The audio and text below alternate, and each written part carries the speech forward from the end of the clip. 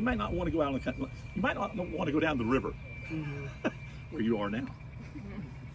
And we're outside city limits of Hidalgo. We're not in city limits of anybody.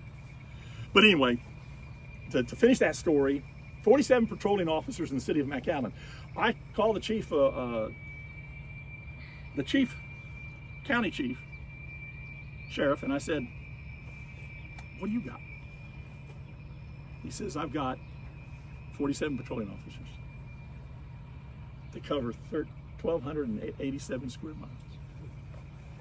In McAllen, due to our size, we have one patrol officer for almost every square mile of our city. That's pretty good. The sheriff's got one to like every 35 square miles. If you want any help, you just better be counting on yourself. Because any help you're going to get is going to be 35 minutes to an hour longer out. That's how critical it is. As far as we're concerned, that's how it is. My friends who have lived out in the country, you know, people with oil or cattle or whatever, that have all moved in town, all of them. I don't know a single one of them that haven't moved into the city. They cannot leave their wife at home and feel safe. They can't leave their wife and kids. Even when they're there. They'll come knock on the door, or they'll, you know, it used to be and when I was growing up, we had illegals. They were very passive. We didn't have there was not a cartel. The cartel's not always been around. When I was a kid, we used to call them banditos. And they weren't organized. And, but they would leave out, it was not uncommon to leave out food and water for passersby. And part of it was humanitarian, but also part of it was, so don't break in my house. That's what that was. And now we've literally had 2 suburban loads of them come in, knock on the door, say, you got 10 minutes to get out of your house. This is not America. I tell this guy, bring me everybody you know. Anybody who wants to know what it's like to live in this environment, I want them, I don't care if you're Republican, Democrat, or Independent, I don't care. If you're an American, then come, because I want to tell you, this is not what I was raised in. This is not what I consider to be America. I do not like my man being intimidated. I do not like him being threatened.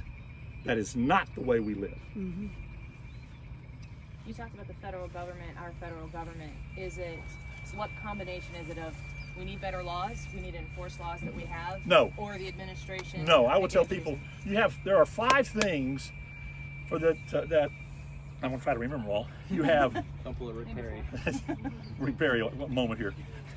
We have you have air division, marine division, boots on the ground, border wall, and technology. Those are the 5 things. That's what all the military. If you look at military, what they're, it's the same list.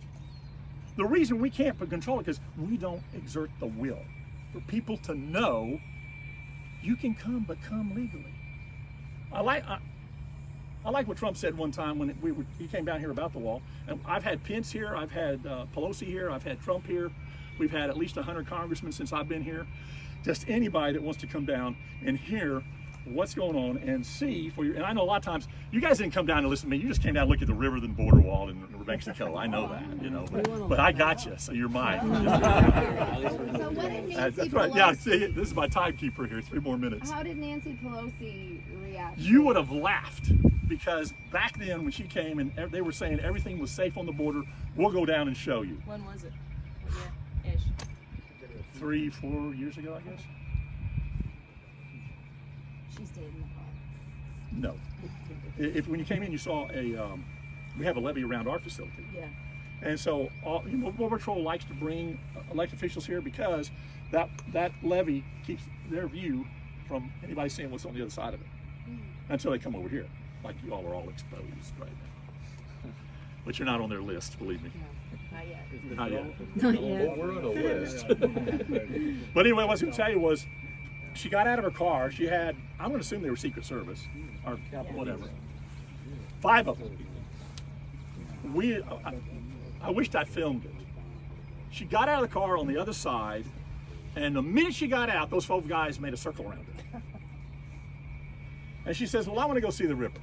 And she stood about where I'm standing right now. But the whole way she walked down, the whole time she walked down here, those 5 guys were just right in sync with her. And she was looking, yes, and she's looking over their shoulders, looking around. And she comes down here and she looks over their shoulders because there's 2 of them in front of her. And she's looking and says, "Looks safe to me." Oh. Tell her to spend a couple weeks working with your guys. Should have kept her hair at night. Yeah. Guys, it's a different world for Without us. a gun, right? Because Right. Right. You gotta get rid But of you know, guns. between the COVID, between the crime, we know they don't all stay here. But when Title 42 was going off the first time around, we were scared as could be.